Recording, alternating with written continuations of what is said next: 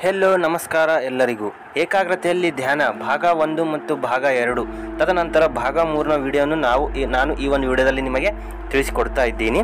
ಭಾಗ 1 ಮತ್ತು ಭಾಗ 2 ವಿಡಿಯೋನ ಯಾರು ನೋಡಿಲ್ಲದಿದ್ದರೆ ಆ ಒಂದು ಭಾಗ 1 ಭಾಗ 2ನ ವಿಡಿಯೋ ನೋಡಿ ತದನಂತರ ಭಾಗ 3ಅನ್ನು ನೀವು ನೋಡಬಹುದು. ಪ್ರತಿಯೊಬ್ಬ ವಿದ್ಯಾರ್ಥಿಯಲ್ಲೂ ಅಪೂರ್ವ ಜ್ಞಾನವನ್ನು ಪಡೆಯಬಲ್ಲ ಅಪಾರ ಶಕ್ತಿ ಅಡಗಿದೆ, ಇದರಲ್ಲಿ ಸಂಶಯವೇ ಇಲ್ಲ. ಆದರೆ ವಿದ್ಯಾರ್ಥಿಯು ತನ್ನ ವಿಷಯದಲ್ಲಿ ತಾನೇ ಸಂಶಯ ತಾಳಬಾರದು ಅಷ್ಟೇ. ಶ್ರದ್ಧೆಯ ವೈರಿಯೇ ಸಂಶಯ ತಾಳಿದ ಕೂಡಲೇ ಅವನಲ್ಲಿ ಅಡಗಿರುವ ಶಕ್ತಿಯೆಲ್ಲ ಉಡುಗಿ ಹೋಗುತ್ತದೆ. ಆಮೇಲೆ ಪಶ್ಚಾತ್ತಾಪ ಪಡುತ್ತಾ ಕುಳಿತಿರುವುದೊಂದೇ ಅವನ ಹಣೆಬರವಾಯಿತು. ಅಂತರಂಗದಲ್ಲಿರುವ ಜ್ಞಾನವನ್ನು ವ್ಯಕ್ತಗೊಳಿಸಲು ಬಹಿರಂಗದ ಅಧ್ಯಯನವೇ ದಾರಿ. ನನ್ನೊಳಗಿರುವ ಜ್ಞಾನವನ್ನು ವೃದ್ಧಿಸಿಕೊಳ್ಳುತ್ತೇನೆ ಎಂಬ ದೃಢ ಸಂಕಲ್ಪ ಮಾಡಿ ಶ್ರದ್ಧೆಯಿಂದ ಅಧ್ಯಯನಕ್ಕೆ ಕುಳಿತಾಗ ಮನಸ್ಸು ತನ್ನಷ್ಟಕ್ಕೆ ತಾನೇ ಏಕಾಗ್ರವಾಗುವ ವೈಖರಿಯನ್ನು ಅನುಭವಿಸಬೇಕು.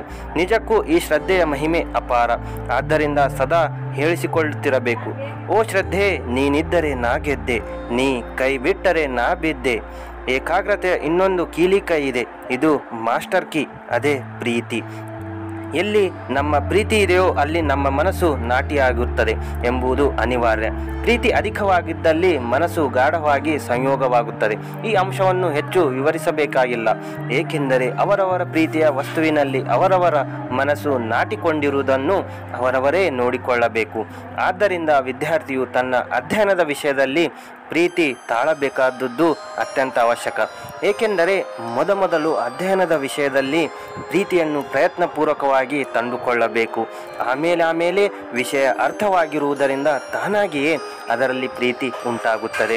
ಪ್ರೀತಿ ಉಂಟಾದಾಗ ಏಕಾಗ್ರತೆ ಸಿದ್ಧಿಸೀತೆಂದೇ ಅರ್ಥ. ಶ್ರದ್ಧೆ ಮತ್ತು ಪ್ರೀತಿಯಿಂದ ಸಿದ್ಧಿಕೊಳ್ಳುವ ಏಕಾಗ್ರತೆ ಅತ್ಯಂತ ಸಹಜವಾದದ್ದು. ಅಲ್ಲಿ ಶ್ರಮವಿರುವುದಿಲ್ಲ, ತಿಣುಕಾಟವಿರುವುದಿಲ್ಲ. ಆದರೆ ಇಲ್ಲಿ ವಿದ್ಯಾರ್ಥಿಗಳಿಗೆ ಒಂದು ವಿಷಯ ಸೂಚನೆಯನ್ನು ಕೊಡಬೇಕಾಗುತ್ತದೆ. ಅದು ಏನೆಂದರೆ, ಅವರು ಮೇಲೆ ಹೇಳಿರುವಂತೆ 11 ಅಂಶಗಳನ್ನು ನಾವು ಗಮನದಲ್ಲಿಟ್ಟುಕೊಂಡಾಗ ಅವರು ಅಧ್ಯಯನ ಮಾಡುವ ವಿಷಯವು ಸರಿಯಾಗಿ ಅರ್ಥ ಮಾಡಿಕೊಡಬೇಕು. ಅವರಿಗೆ ಏಕಾಗ್ರತೆ ಸಿದ್ಧಿಸಿತು ಎಂದು ಹೇಳುವಂತಿಲ್ಲ.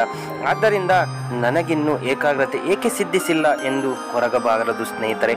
ಬದಲಾಗಿ ಪಾಠವನ್ನು ಸ್ಪಷ್ಟವಾಗಿ ಅರ್ಥ ಮಾಡಿಕೊಂಡು ತಾಳ್ಮೆಯಿಂದ ಓದುತ್ತಾ ಹೋಗಬೇಕು. ಕ್ಲಿಷ್ಟ ಶಬ್ದಗಳ ಅರ್ಥವನ್ನು ಶಬ್ದಕೋಶದ ಸಹಾಯದಿಂದ ತಿಳಿದುಕೊಳ್ಳದೆ ಮುಂದೆ ಹೋಗಬಾರದು.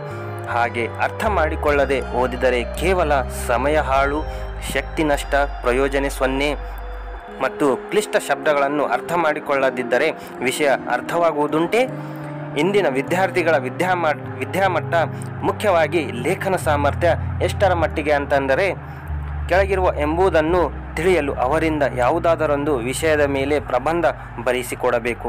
ಒಂದೊಂದು ಪುಟದಲ್ಲಿ ತಪ್ಪು ಪ್ರಯೋಗ ಹಾಗೂ ವಾಕ್ಯ ದೋಷಗಳು ಹೇರಳವಾಗಿರುತ್ತವೆ. ಇನ್ನು ಅಕ್ಷರ ದೋಷವನ್ನಂತೂ ನೋಡಲೇಬಾರದು. ವಿದ್ಯಾರ್ಥಿಯು ಎಷ್ಟೇ ಬುದ್ಧಿವಂತನಾಗಿದ್ದರೂ ಅಭ್ಯಾಸ ಮಾಡದಿದ್ದರೆ ಏನು ಸಿದ್ಧಿಸಲಾರದು. ಆದ್ದರಿಂದ ಶ್ರೀಕೃಷ್ಣ ಅರ್ಜುನನಿಗೆ ಹೇಳುತ್ತಾನೆ, ಅಭ್ಯಾಸ ಮತ್ತು ವೈರಾಗ್ಯದಿಂದ ಮನಸ್ಸಿನ ಏಕಾಗ್ರತೆಯನ್ನು ಸಿದ್ಧಿಸಿಕೊಳ್ಳಬೇಕುದುಂಟು. ಅಭ್ಯಾಸವೆಂದರೆ ಪುನಃ ಮಾಡುವ ಪ್ರಯತ್ನ.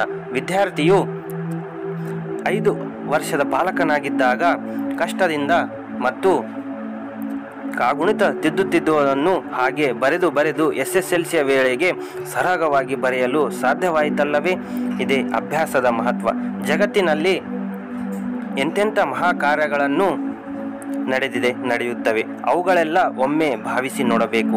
ಅವುಗಳ ಹಿನ್ನೆಲೆಯನ್ನು ಎಷ್ಟೊಂದು ಜನರ ಅವಿರತ ಅಭ್ಯಾಸ ಪರಿಶ್ರಮ ಇದೆ ಸ್ನೇಹಿತರೆ.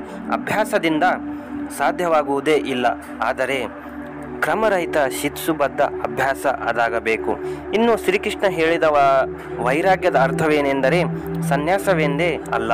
ವೈರಾಗ್ಯವೆಂದರೆ ಒಂದು ಉದ್ದೇಶವಿಟ್ಟುಕೊಂಡು ಅದನ್ನು ಈಡೇರಿಸಿಕೊಳ್ಳುವ ಪ್ರಯತ್ನದಲ್ಲಿ ನಾವು ತೊಡಗಿದಾಗ ಇನ್ನಾವ ಪ್ರಲೋಭನೆ, ಆಕರ್ಷಣೆಗಳು ಮನಸೆಳೆಯುವುದಂತೆ ನೋಡಿಕೊಳ್ಳಬೇಕು. ಎಂದರೆ ಕೈಗಂಡ ಕಾರ್ಯದಲ್ಲಿ ಮಾತ್ರ ಅನುರಾಗ, ಅದಕ್ಕೆ ಪ್ರತಿರಿಕ್ತವಾಗಿ ನಾವು ವಿರಾಗ. ಇದೇ ವೈರಾಗ್ಯ. ಸನ್ಯಾಸಿಗಳು ಆತ್ಮಸಾಕ್ಷಾತ್ಕಾರವನ್ನು ಜೀವನದ ಗುರಿಯಾಗಿಟ್ಟುಕೊಂಡು ಜಗತ್ತಿನ ಇತರ ಎಲ್ಲ ಆಕರ್ಷಣೆಗಳನ್ನು ಬದಿಗೊತ್ತಬೇಕಾಯಿತು. ಸಾಮಾನ್ಯವಾಗಿ ಅದನ್ನೇ ವೈರಾಗ್ಯವನ್ನು ಕರೆಯುವುದರಿಂದ ಇದು ವೈರಾಗ್ಯವೆಂದರೆ ಸನ್ಯಾಸಿಯಾಗುವುದು, ಕಾಡಿಗೆ ಹೋಗುವುದು ಎಂಬರ್ಥವೇ ಬರುತ್ತದೆ. ಆದರೆ ಅದು ಆಗಲ್ಲ. ಉದ್ದೇಶವನ್ನು ಸಿದ್ಧಿಸಿಕೊಳ್ಳುವ ಪ್ರಯತ್ನದಲ್ಲಿ ತೊಡಗಿರುವುದು ಈ ವೈರಾಗ್ಯದ ಅಂಶ ಇದ್ದೇ ಇರುತ್ತದೆ. ವಿದ್ಯಾರ್ಥಿಗಳು ವಿದ್ಯಾಭ್ಯಾಸ ಮಾಡುತ್ತಾ ಜ್ಞಾನಾರ್ಜನೆಯಲ್ಲಿ ತೊಡಗಿದಾಗ ಇತರ ಆಕರ್ಷಣೆಗಳು ಅವರ ಮನಸ್ಸನ್ನು ಸೆಳೆಯುವಂತಿದ್ದರೆ ವಿದ್ಯಾಭ್ಯಾಸ ಹೇಗೆ ಯಶಸ್ವಿಯಾಗಲು ಸಾಧ್ಯ? ಅದರಲ್ಲೂ ಏಕಾಗ್ರತೆಯನ್ನು ಅಭ್ಯಾಸ ಮಾಡುವವರಂತೂ ಇತರ ವಿಷಯಗಳೆಡೆ ಕಣ್ಣೆತ್ತಿ ನೋಡುವಂತಿಲ್ಲ. ಏಕಾಗ್ರತೆಯಲ್ಲಿ ಆನಂದವಿದೆ, ಏಕಾಗ್ರತೆಯಿಂದ ಸಿದ್ಧಿ ಇದೆ ಎಂಬ ಸುದ್ದಿ ತಿಳಿದ ವಿದ್ಯಾರ್ಥಿಯು ಇನ್ನು ಸುಮ್ಮನಿರಬಾರದು, ಕಾರ್ಯತತ್ಪರನಾಗಿರಬೇಕು. ಮಾಡುವ ಅಧ್ಯಯನದಲ್ಲಿ ಮೈಮರೆತರೆ ಏಕಾಗ್ರತೆ ಸಿದ್ಧಿಸಿದೆ ಎಂದರ್ಥ.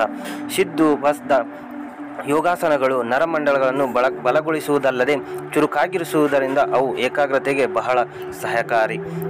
ಜೋಗದ ಜಲಪಾತದಂತೆ ಯುವಕರ ಮನಸ್ಸು ಬೃಹತ್ ಪ್ರಮಾಣದ ನೀರು ಎತ್ತರದ ಬೆಟ್ಟದಿಂದ ಧುಮುಕಿ ಎಲ್ಲೆಂದರಲ್ಲಿ ಹರಿದಾಡುವ ಕೊನೆಗೂ ಯಾವ ಉಪಯೋಗಕ್ಕೆ ಬಾರದ ಸಮುದ್ರಕ್ಕೆ ಸೇರಿ ಹೆಸರಿಲ್ಲದಂತಾಗುತ್ತದೆ.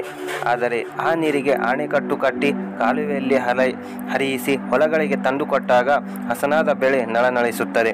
ಹಾಗೆಯೇ ಮನಬಂದಂತೆ ಕುಣಿದಾಡಿ ವ್ಯಥವಾಗುವ ಯುವಕರ ಅನಿರೀಕ್ಷಿತ ಮನಶ್ಶಕ್ತಿಗೆ ನಿಯಮಗಳ ಅಣೆಕಟ್ಟು ಕಟ್ಟಿ ಶಿಸ್ತಿಗೆ ಕಾಲುವೆ ತೊಡಿ ಅದನ್ನು ಶಿಕ್ಷಣದ ಕಲೆ, ಸಾಹಿತ್ಯ, ಕರ್ಮಕೌಶಲಗಳೆಂಬ ಹೊಲದಲ್ಲಿ ಹರಿಯಿಸಿದಾಗ ಸಂಸ್ಕೃತಿ ಎಂಬ ಫಸಲು ಸಮೃದ್ಧವಾಗುತ್ತದೆ.